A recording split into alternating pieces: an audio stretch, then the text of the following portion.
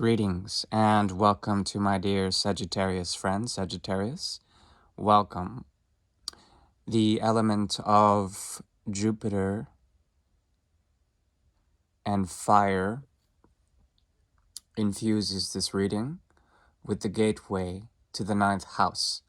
The ninth house is based on devotional praxis that is elicited through the sixth, combined with the communicative action and drive of Sagittarius.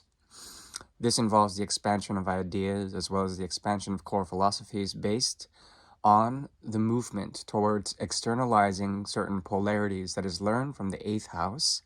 Anything that has to do with strong Scorpio tendencies through Mars, the drive and ambition, and Pluto, the transformation of these through the exploration of the intensified polarities of the eighth house and developing core truths that resonate in terms of your own independence, in terms of the expansive qualities of Jupiter, the high teacher. Okay?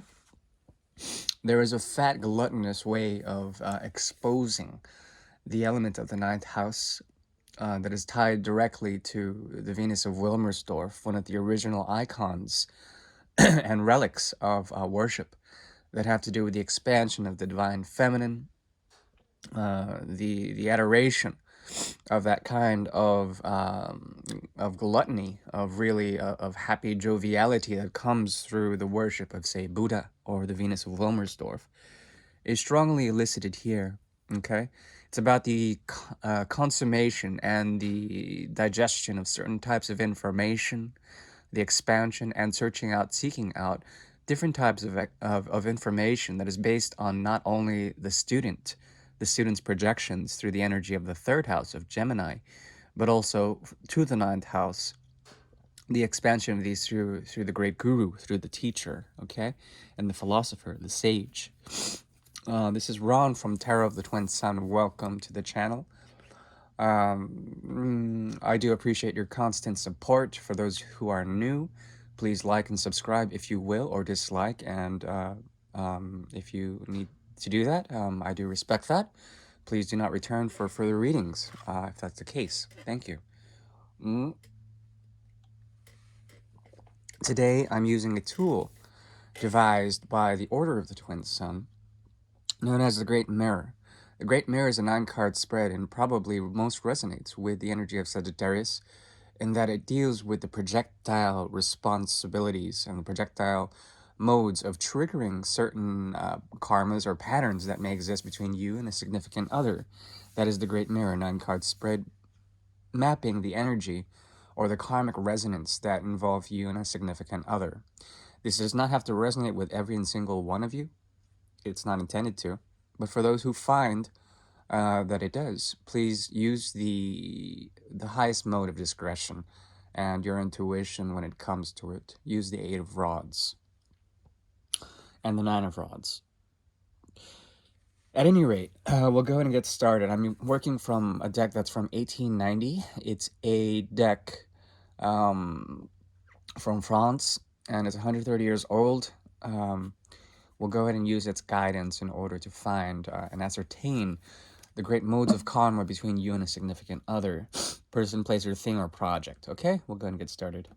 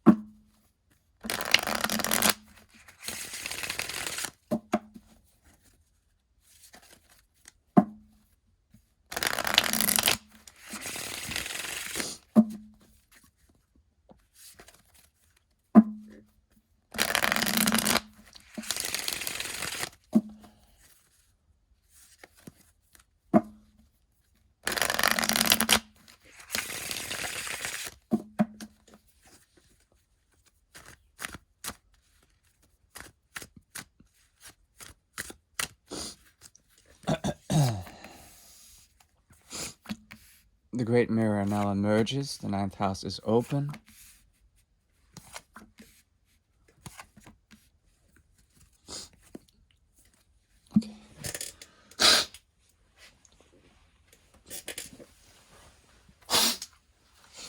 Pardon. So, once again, this is for the energy of Sagittarius in the month of January 2021. Happy New Year. We'll go ahead and first soak up the energy.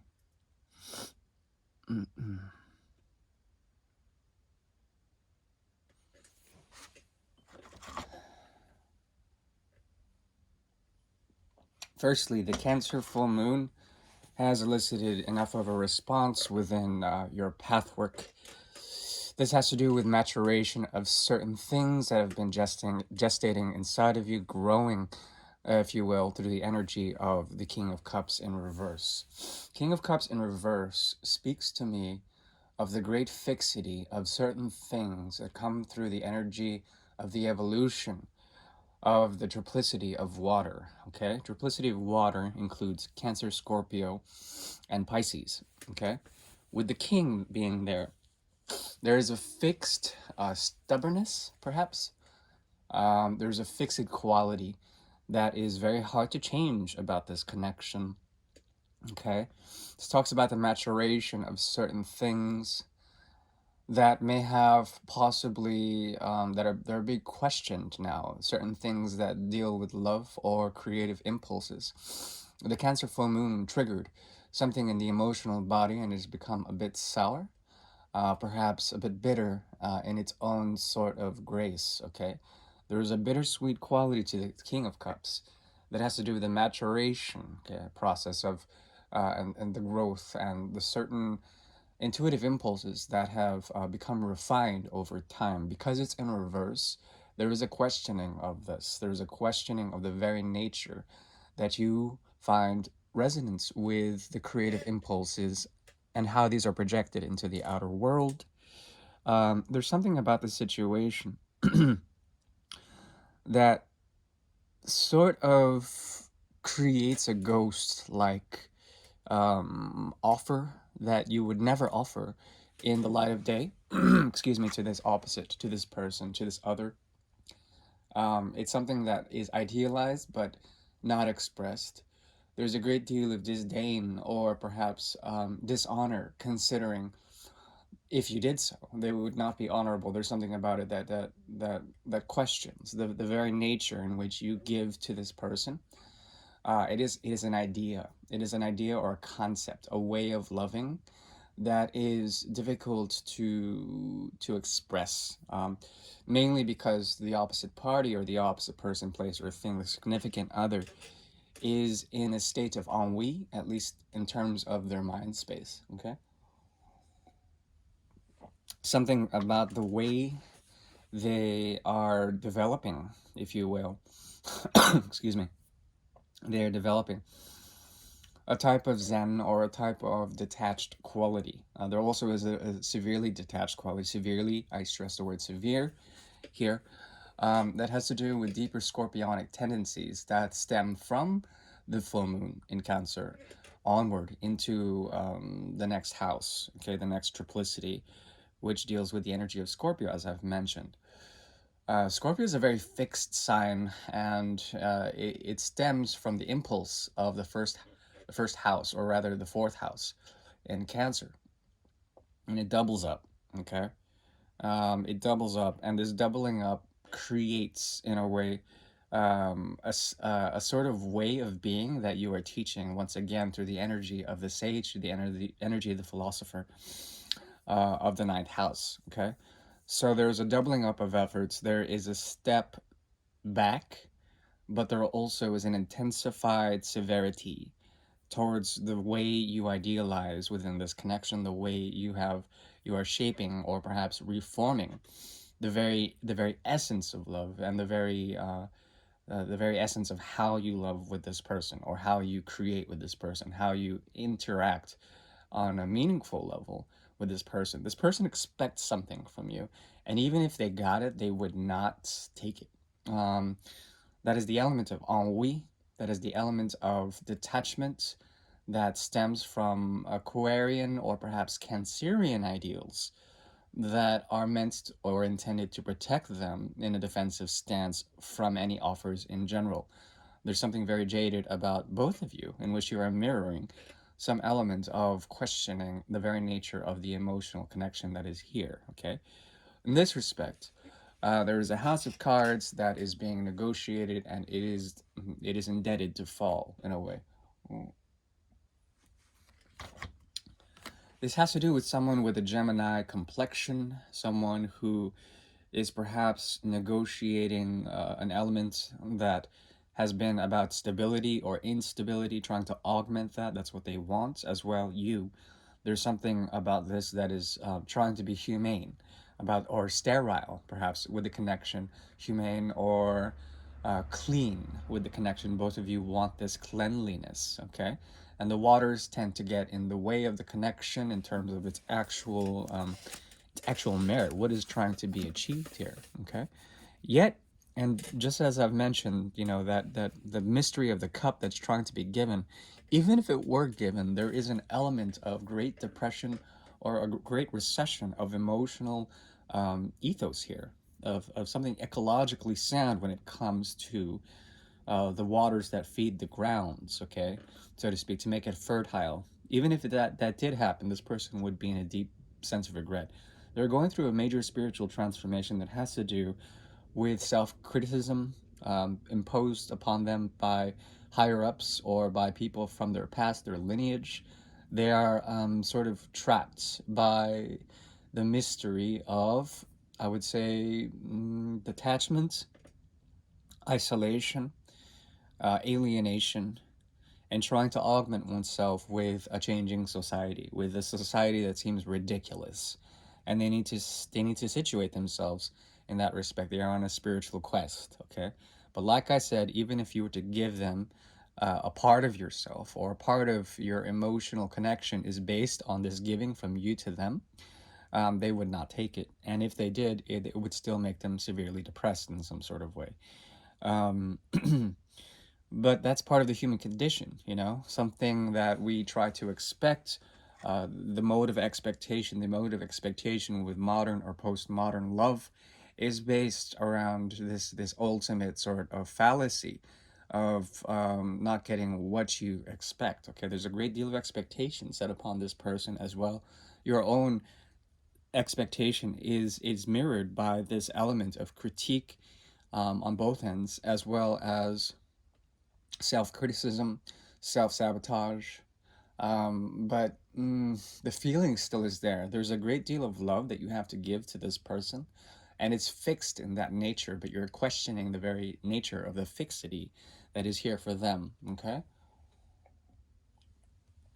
Because of such, a Venus in Scorpio, or a Scorpio that is trying to expand in some sort of way through the good graces of Jupiter, or a Scorpio that is very fixed in this nature of giving, is now in a state of conditionality.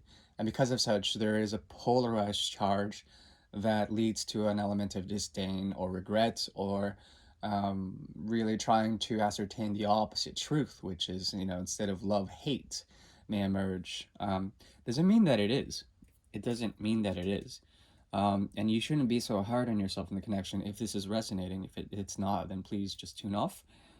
There is an element here that has to do with the augmentation of the human condition in general. Okay, and yeah, I am seeing this as a very impactful connection, very deep, very, very deeply impactful, that has to do with the great Uranian shift, the great cosmological Plutonic shift as well, a great shift that comes through, in irony, your own energy, and it takes away from from you in a way.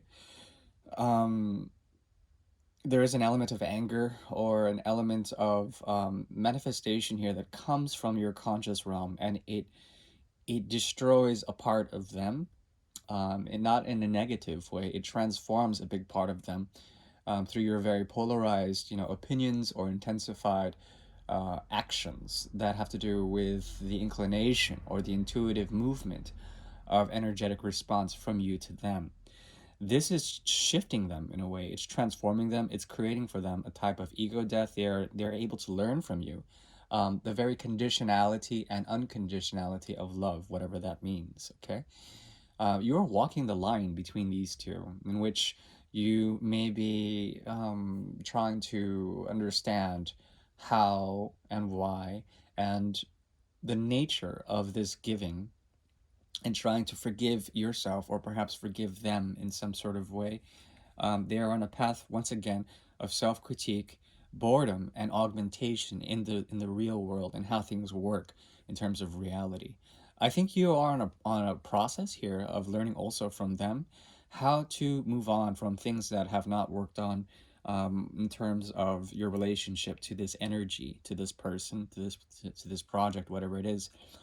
The thing is that it takes a great deal of time, and there's an element of you that may be very much displeased with what has occurred here. Okay, um, on a soul level, in terms of the karmic cycle and the regeneration of certain cycles that come through the eighth house into the ninth, there is an element here that has to do with a feeling of perhaps embarrassment or a stimulation of the mind, that talks about the negotiation of various ways to work hard, or to move on into modes of detachment from this connection. Also, possibly to negotiate a way of balance or negotiate a way of truly seeing the connection for what it is, which it could be, in short sight, it could be like an ultimate failure, but at the same time, it could bring you into a state of harmony with the grounding you may be trying to seek, instead of trying to understand your own emotional impulses that may lead to forms of toxicity within the connection. There's an element here of expectation on both ends that have to do with the augmentation of human nature in general. Okay, that is the development as well as the stratification of ways of being that have to do with time, energy, resources, where to put those. A renegotiation of this through the energy of Scorpio and the Tower, and also something about the energy of Taurus here. The axis of possession here is greatly strong, and in a way, there is a mode of giving or forgiving that actually leads to a type of possession. Possession meaning possession of the human condition, possession of the mechanisms of human mobility or human possibility within limitations of Saturn. Okay, as well as the Platonic shift, Uranian shift, the genius and also the subtlety that comes through modes of human operation that may be, for the time being, unknown to you. There's an element of trying to understand some of the more base concepts through the energy of either Gemini or Virgo, meaning that there's something that you want to say that is devotional. There's something that you want to bring about that has to do with the deep sea of information, and trying to convey something from that through this connection, meaning that your mind is very much activated. There's something very much triggered about the aspect of self-criticism as well when it comes to it, or there is a possibility that you are trying to understand the limitations of romance or the limitations of certain aspects that have to do with devotional praxis. Okay, that is the everyday, and this situation may actually take a lot in terms of your own energetic impulses that have to do with the balancing of various projects, the balancing of various things that have to do with your own stability, your own peace of mind. Okay. So the advice is to really find that center and either become very detached from the connection, move on as well, become very healthy in the self, or possibly go into a mode of self-loathing whenever you face this connection. Okay, those are your two options. You don't have to take either of them either. There's a middle path and a sexless path, a path in between that has to do with the negotiation of certain things that have to do with possession, with the ways of really becoming at peace or at ease with the method in which is tried and true, okay, which is this inkling that if you give something to someone or something or some other, that they will in turn give to you. That reciprocity that is being searched through the axis of Scorpio and Taurus is very strong here. Give and take, or what's mine is yours, Mikasa is Sukasa, and vice versa, okay. There's an element here also of great self-critique, okay. Mercury evolved in the energy of Gemini, being psychologically trapped in modes of thinking that has to do with, especially, I would say, mutability, changeability. This person thinks too much about the connection, and they find it limiting, or they find themselves in very stagnant positions in which they want to break free from, but they find it very impossible to do so, okay. That is what I'm seeing for this reading.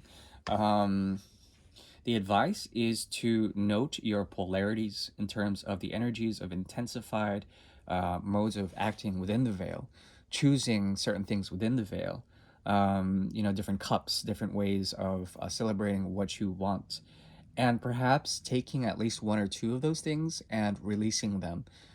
This mode will help you to purify and find ways of really trying to define or perhaps classify or label that in which you are what you are trying to give to others. Okay.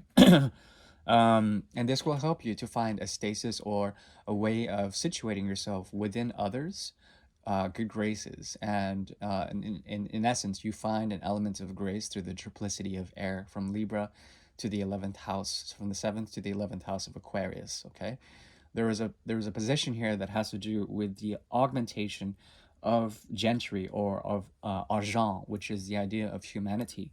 And there is also a great sort of sadness when it comes to this connection that needs to be repaired through the good ways of health and pleasure that come through Taurus.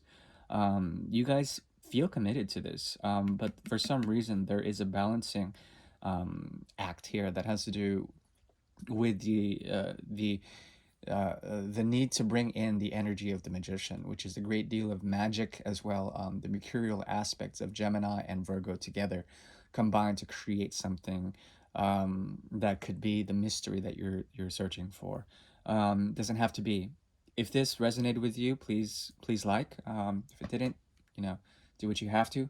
I do welcome you to further readings, and I am also available for private readings. Otherwise, your donations or your likes, subscribes, what have you, your comments especially, are very much taken with good form. Otherwise, wishing you well for 2021. See you around. Bye.